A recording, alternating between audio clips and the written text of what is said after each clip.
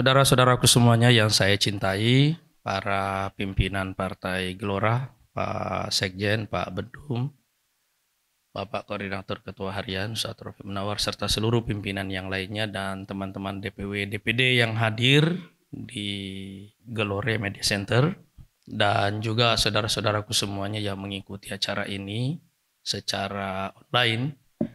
Hari ini saya sangat berbahagia sekali, tapi sayangnya suara saya kurang mendukung. Karena saya sedang mengalami batuk berat ya. Tapi alhamdulillah seperti kata Pak Sekjen tadi, hari ini kita menyatakan komitmen kita untuk melanjutkan perjuangan kita semuanya dengan semangat kegilaan yang dulu kita deklarasikan.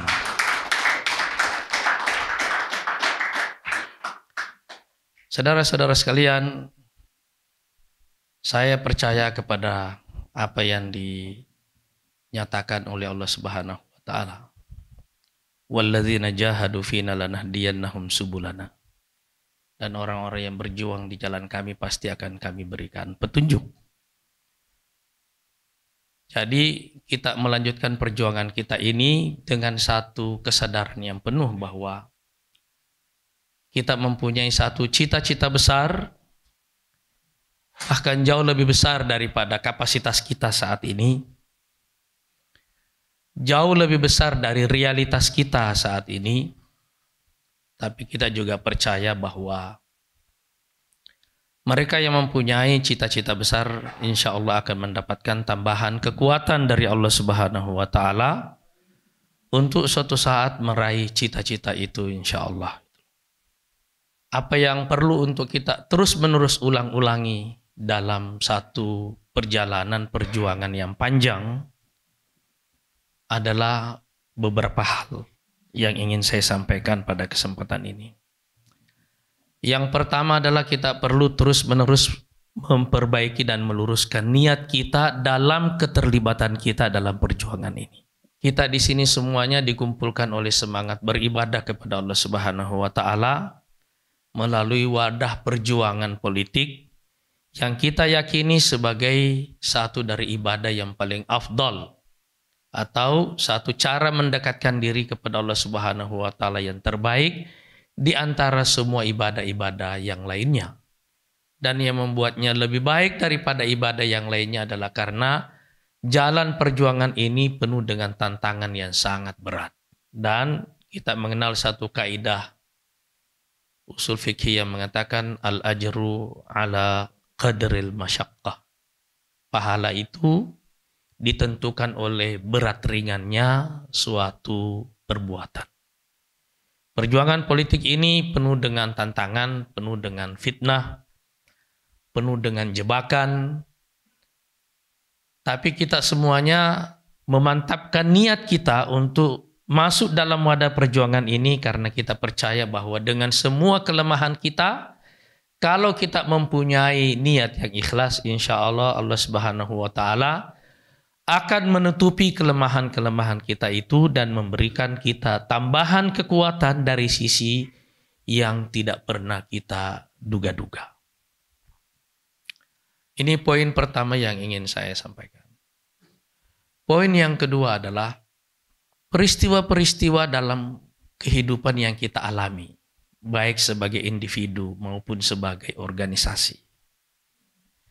Itu tidak pernah datar dan juga tidak pernah naik terus, tapi dia adalah peristiwa yang bergelombang. Artinya, ada waktu-waktu yang panjang dalam kehidupan kita yang tidak dipenuhi dengan peristiwa-peristiwa besar apapun.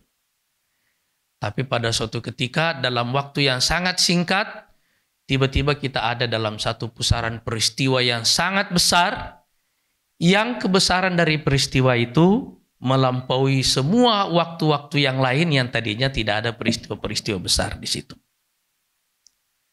Jadi saudara-saudara sekalian, kaidah ini perlu kita sadari dengan baik, karena kadang-kadang di waktu kita ada dalam perencanaan, mulai bekerja dalam senyap, orang-orang tidak sabar dalam situasi itu.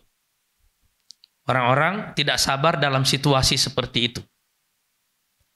Mereka selalu berpikir bahwa hanya di tengah hiruk pikuklah peristiwa-peristiwa besar itu terjadi. Tapi saya ingin mengatakan, saudara sekalian, semua peristiwa-peristiwa besar dalam sejarah itu adalah satu ledakan. Dalam suatu waktu yang pendek, tetapi direncanakan dalam waktu yang panjang, diakumulasikan dalam waktu yang panjang. Itu adalah tabungan dari peristiwa-peristiwa kecil yang kita lakukan setiap hari. Itu adalah amal yang kita tabung setiap hari. Dan pada suatu waktu Allah Subhanahu wa taala mentakdirkannya menjadi satu ledakan sejarah yang sangat besar dan mempengaruhi jalannya hidup umat manusia sesudahnya. Kesadaran ini penting untuk kita miliki, saudara-saudara sekalian, karena inilah tabiat pekerjaan, tabiat perjalanan yang akan kita lalui di tahun-tahun yang akan datang. Sekarang kita akan bekerja dalam senyap, kita akan bekerja keras, melakukan perencanaan, terus-menerus mengakumulasikan amal-amal sehari-hari, perbuatan sehari-hari, pekerjaan-pekerjaan sehari-hari, kita tabung sampai Allah Subhanahu wa taala mentakdirkannya insyaallah meledak menjadi satu peristiwa kemenangan di masa yang akan datang. Poin kedua ini saya perlu tekankan karena ini sangat berhubungan dengan poin yang pertama. Ujian keikhlasan kita itu akan kita lalui manakala kita siap bekerja dalam senyap yang panjang. Ujian keikhlasan itu akan terlihat manakala kita bekerja sampai di ujung limit dari tenaga kita, pikiran kita, dan juga sampai ke titik yang paling dalam dari seluruh isi kantong kita semuanya. Terus menerus seperti itu. Ujiannya ada di situ. Sampai Allah Subhanahu wa taala menganggap kita layak untuk menjadi pemimpin karena akumulasi dari amal-amal yang kita lakukan itu. Karena itu Allah mengatakan wa qul i'malu, dan bekerjalah kalian, fasayarallahu a'malakum wa rasuluhu wal mu'minun. Nanti Allah akan menyaksikan sendiri perbuatan kalian, Rasul menyaksikan perbuatan kalian, dan orang-orang beriman menyaksikan perbuatan-perbuatan kalian. Poin kedua ini sekali lagi sangat berhubungan dengan poin yang pertama. Poin ketiga yang ingin saya sampaikan adalah, seringkali saudara-saudara sekalian, kalau kita sudah bekerja dengan ikhlas, bekerja dalam waktu yang panjang dan dalam senyap, dan mengakumulasikan satu pekerjaan yang siap menjadi ledakan, belum tentu kita semua akan menyaksikan ledakan kemenangan itu. Belum tentu kita semua akan menyaksikan ledakan kemenangan itu. Berapa banyak saudara-saudara kita yang sekarang sudah gugur mendahului kita semuanya sebelum kita meraih kemenangan yang besar. Beberapa hari yang lalu, Tuan Guru kita di Lombok, Kiai Muslih, baru saja wafat. Dan saudara kita di Jambi, Ferdian ya, juga baru saja wafat. Dan sebelumnya, saya ingat di masa verifikasi yang lalu, saudara kita yang juga seangkatan kuliah dengan saya, Ustadz Yasin, Ketua DPW Sumbar, itu wafat pada saat rapat verifikasi. Ini semua menyadarkan kita semua, saudara-saudara sekalian, bahwa waktu kita berjuang menyiapkan satu peristiwa besar dalam kehidupan, kita belum tentu akan menyaksikan itu. Oleh karena itu, penting untuk kita mengikrarkan di dalam diri kita semuanya satu semangat nubuah, semangat daripada nabi-nabi. La nuridu minkum jazaan wala syukur. Kami tidak menginginkan apa-apa dari kalian, tidak menginginkan balasan, tidak menginginkan juga terima kasih. Karena hanya dengan itu, saudara-saudara sekalian, kita akan bertahan dalam satu perjuangan yang panjang. Kalau Anda menyaksikan dalam kehidupan politik, ada orang yang menerima terlalu banyak kebaikan, lebih besar daripada yang dia lakukan, kita mesti hati-hati. Seringkali itu adalah jebakan dari fitnah panjang yang akan datang sesudahnya. Kalau ada orang yang sudah berbuat begitu banyak, tapi dia tidak mendapat apa yang pantas dia dapatkan, seringkali itu adalah pertanda karena Allah Subhanahu wa Ta'ala menyiapkan sesuatu yang lebih besar baginya. Belum tentu di tempat di mana dia berjuang, boleh jadi di tempat yang lain yang tidak pernah dia sangka-sangka sebelumnya. Nah, saudara-saudara sekalian, dalam semangat seperti ini semuanya, kita perlu menyiapkan diri bahwa kita bekerja untuk orang-orang yang kita cintai, untuk negara dan tanah air yang kita cintai, dan untuk orang-orang yang akan datang kemudian yang belum tentu akan kita temui. Yang belum tentu akan kita temui. Kita baru saja merayakan pesta 80 tahun kemerdekaan kita. Di malam 17 itu kita ada renungan suci di Taman Makam Pahlawan. Saya ikut ke sana bersama dengan para menteri yang lainnya, para wamen dan juga presiden. Tapi karena itu tengah malam, jadi saya agak larut sedikit secara emosi dan mengingat orang-orang yang terbaring di taman makam itu semuanya. Mereka tidak menyaksikan kemerdekaan yang sekarang ini sedang kita meriahkan, sedang kita rayakan. Tapi mereka semuanya sudah terbaring di sana. Seandainya dulu mereka tidak punya semangat seperti yang saya katakan ini, kita tidak akan menikmati kemerdekaan yang sekarang ini sedang kita nikmati.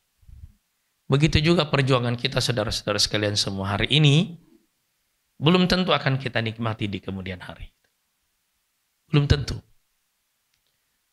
Oleh karena itu kita mesti mencari sumber kenikmatan kita sendiri. Dan sumber kenikmatan ini berhubungan dengan poin keempat yang ingin saya katakan. Yaitu kenikmatan spiritual. Kegembiraan kita adalah harus merupakan afrahur ruh.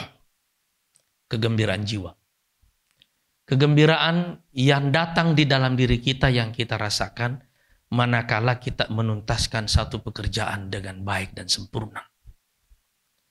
Kegembiraan yang datang dalam diri kita manakala kita berhasil melampaui kelemahan-kelemahan kita, kemalasan kita semuanya, ketakutan-ketakutan kita, dan berhasil melakukan sesuatu yang baik bagi orang yang lain. Sumber kegembiraan jiwa seperti ini yang akan membuat kita bertahan dalam satu perjuangan yang panjang.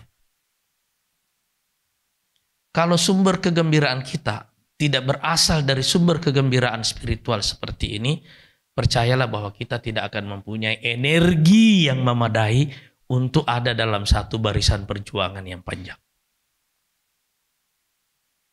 Belajarlah untuk menemukan kegembiraan kita itu bukan dalam hal-hal capaian-capaian jangka pendek yang kita peroleh. Tapi kegembiraan yang kita peroleh, yang kita rasakan manakala kita bisa menuntaskan pekerjaan. Kegembiraan yang kita peroleh karena achievement. Kegembiraan yang kita rasakan karena pencapaian. Kegembiraan yang kita rasakan karena kita bisa menuntaskan sesuatu. Apakah achievement itu diakui oleh orang atau tidak, itu masalah yang lain.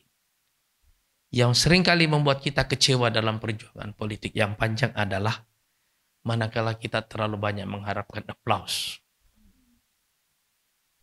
Sehingga kita kehilangan sumber kegembiraan jiwa yang hakiki. Dan oleh karena itu saya ingin menyampaikan poin yang kelima.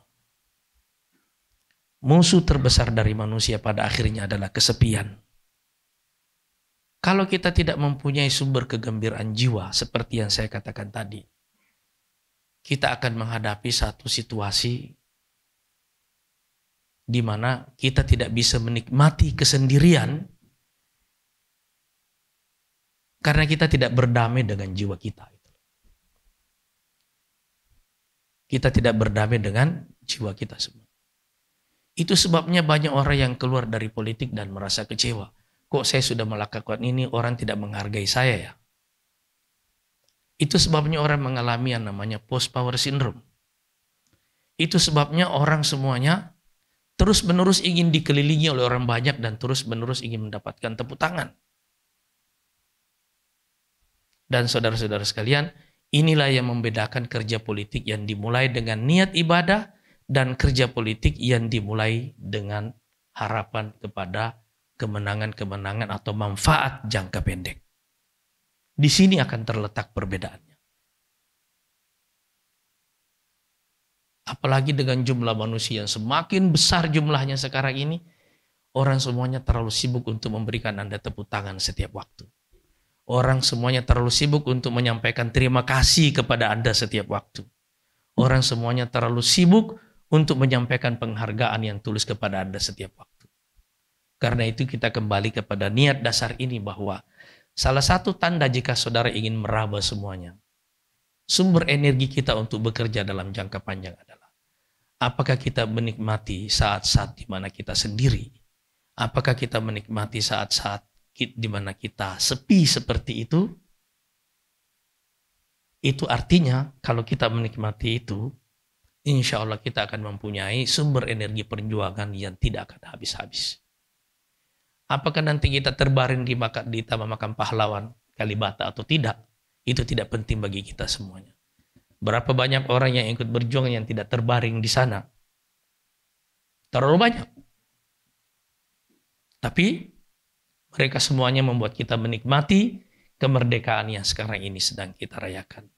Mudah-mudahan saudara-saudara sekalian dengan semangat spiritual seperti ini, kita semuanya yang sekarang kita lantik sebagai pengurus, yang sebelumnya DPP-nya sudah, DPW dan DPD semuanya, dan yang masih akan bergabung lagi, serta kader-kader baru yang akan bergabung di dalam Partai Gelora ini, mudah-mudahan wadah partai ini adalah tempat kita bertemu dengan niat yang tulus. Allah mempertemukan kita di dunia dan kelak mempertemukan kita di akhirat insya Allah.